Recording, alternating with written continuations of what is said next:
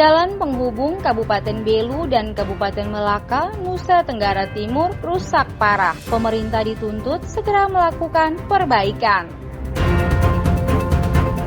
Sakarias Moruk memastikan dirinya sebagai bakal calon bupati dalam Pilkada Belu 2024. Komunikasi politik ke sejumlah parpol dilakukan.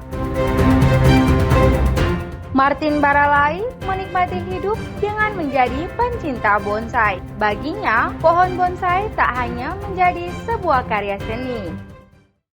Selamat malam pemirsa, saat ini Anda menyaksikan Mbak Ita Belu, program berita teraktual di Kabupaten Belu. Saya Maria Junita Seran akan menemani Anda dalam setengah jam.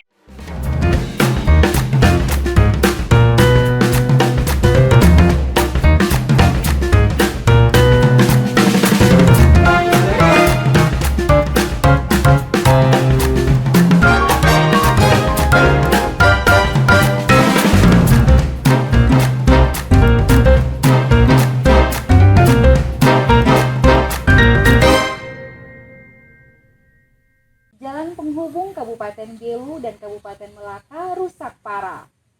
Jalan yang amblas ini menyebabkan sejumlah pengendara harus lebih berhati-hati. Pemerintah dituntut segera melakukan perbaikan. Seperti ini kondisi jalan penghubung Kabupaten Belu dan Kabupaten Melaka, Nusa Tenggara Timur.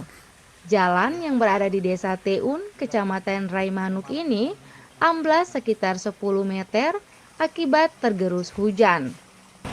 Para pengendara tampak berhati-hati dan saling bergantian satu sama lain karena kerusakan yang terjadi hanya menyisakan sebagian jalan untuk dilintasi. 6 roda yang mobil kecil dong yang bisa lewat, tapi kalau yang ini fuso mereka paksa yang kami ini ada ini palang terus tuh, jadi mereka palang mereka lewat ini Pak. Bapak, kalau ini jalan ini putus total, Bapak, mereka susah tidak? Susah. Ada jalan lain untuk ke Atambu atau ke Malaka? Itu ikut jalan atas. Saat ini hanya ada garis polisi dan beberapa drum oli yang terpasang sebagai pengaman. Jalan ini telah retak sejak awal April lalu. Guyuran hujan yang cukup deras mengakibatkan tanah longsor dan jalan di atasnya amblas. Kalau ini jalan ini dia kasih hubung mana dengan mana? Ya, ini kan dia jalan umum. Ini Atambu Melaka, jadi kalau sampai tidak segera diperbaiki memang ini agak repot. Nanti kami yang setengah mati. Kondisi jalan rusak jika dibiarkan tidak ditangani dengan baik akan berpotensi rawan menimbulkan kecelakaan lalu lintas dan menimbulkan korban. Masyarakat berharap agar jalan rusak ini segera diperbaiki oleh pemerintah. Dari Belu, tim liputan Atambua TV melaporkan. Pemkab Belu mendukung upaya Korem 161 Wirasakti Kupang untuk mengelola lahan yang dikembangkan menjadi kebun percontohan. Masyarakat diminta menjaga fasilitas solar cell untuk mengairi lahan yang disediakan. Pemerintah Kabupaten Belu melalui Dinas Pertanian dan Ketahanan Pangan mendukung upaya Korem 161 Wirasakti Kupang dalam mengelola lahan seluas 12 hektar untuk dikembangkan menjadi kebun percontohan. Lahan ini terletak di Dusun Oitfo, Desa Naikasa, Kecamatan Tasifeto Barat. Hari ini kita melaksanakan acara yang pertama, peletakan batu pertama untuk kita buat bak air. Selanjutnya nanti bak air itu akan diisi secara otomatis dari embun. Yang embun kita siapkan, sarananya itu pakai solar cell. Dan setiap ada matahari, air selalu mengalir. Dari air inilah akan kita menghidupi 12 hektar. Kepala Dinas Pertanian dan Ketahanan Pangan Kabupaten Belu, Robert Mali menyebut, langkah ini merupakan suatu hal yang positif dan tentunya menguntungkan masyarakat. Di mana kita akan menanam tanaman komoditi pangan, peternakan dan perikanan. Maksudnya supaya limbah atau byproduct dari pertanian itu nanti dikasih ke ternak, terus nanti limbah dari peternakan akan kita olah menjadi kompos untuk pupuk di sini. Seperti yang arahan Pak Danrem, kita akan siap kawal ini menjadi contoh tempat belajar bagi kelompok tani di sekitar dan juga mungkin di luar Kecamatan Tasik Batu Barat, sehingga kalau mau magang tidak perlu keluar, di sini saja. Dari Belu, tim liputan Atambua TV melaporkan. Kabupaten Belu menjadi salah satu dari 514 kabupaten kota se-Indonesia dalam gerakan Sinergi Reforma Agraria. Gerakan ini dapat membangkitkan potensi tata kelola pertanahan demi kesejahteraan masyarakat. Salah satu dari 514 kabupaten dan kota yang terlibat dalam gerakan Sinergi Reforma Agraria adalah Kabupaten Belu, Provinsi Nusa Tenggara Timur. Kegiatan yang dilakukan secara nasional ini dilaksanakan oleh Kementerian Agraria dan Tata Ruang, Badan Pertanahan Nasional yang berpusat di Kabupaten Cianjur dan Kabupaten Sukabumi.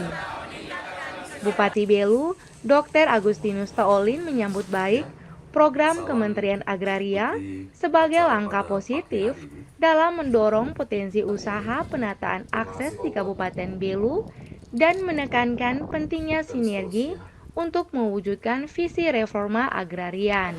Dan ini menjadi suatu kegiatan nasional di seluruh Indonesia.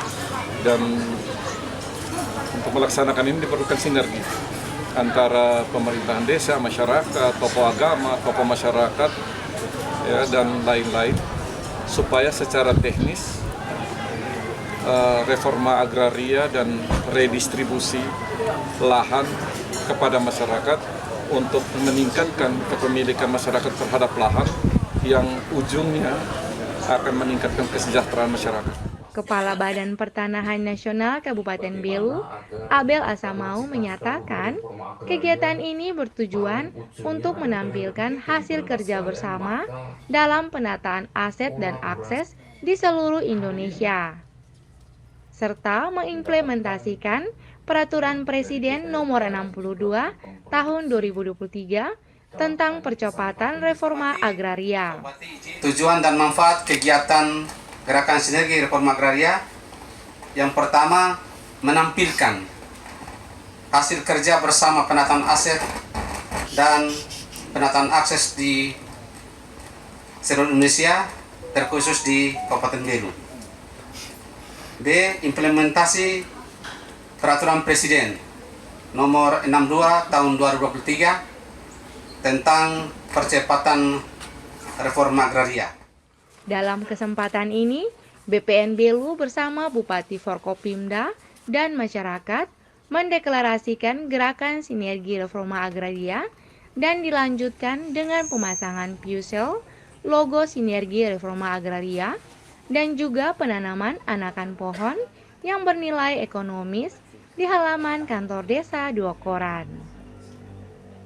Dari Belu, tim liputan Atambua TV melaporkan.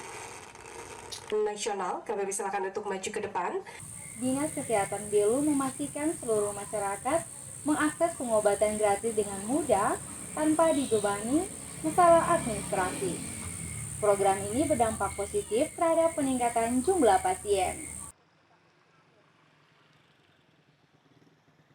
Program pengobatan gratis yang dicanangkan oleh Bupati Belu, Dr. Agus Taolin dan Wakil Bupati Aloysius Haleserens sejak 1 Agustus 2021 telah mengklaim BPJS Kesehatan sebesar 105,5 miliar rupiah pada tahun 2023. Menurut Kadis Kesehatan Kabupaten Belu, Dr. Gigi Maria Ansila Ekamuti, dari Januari hingga Desember 2023, pembayaran iuran BPJS oleh pemerintah daerah juga telah mencapai 23,8 miliar rupiah. Kadis Kesehatan juga menyampaikan bahwa sistem pelayanan kesehatan di Kabupaten Belu menjamin setiap warga yang memiliki KTP dan NIK Belu dapat mengakses layanan kesehatan tanpa kendala. Pemerintah pusat, pemerintah provinsi maupun pemerintah daerah. Karena dalam kepesertaan BPJS itu ada yang namanya PBI APBN, ditanggung oleh pemerintah pusat. Ada yang ditanggung PBI provinsi, ada yang ditanggung pemerintah daerah. Gitu. Dan kalau sekarang ada lagi yang ditanggung oleh namanya DAU Specific Grant anggaran. Ya, jadi sekali lagi kenapa disebut pengobatan gratis? Karena beban biaya yang tadinya harus ditanggung oleh masyarakat diambil oleh negara. Dalam hal ini termasuk pemerintah kabupaten. Ia juga memastikan bahwa seluruh masyarakat Belu dapat mengakses pengobatan gratis dengan mudah tanpa harus terbebani dengan masalah administrasi. Dari Belu, Tim Liputan Atambua TV melaporkan. Ratusan anak memeriahkan peringatan Hari Kartini dengan menggelar peragaan busana adat khas Belu. Informasinya usai jeda.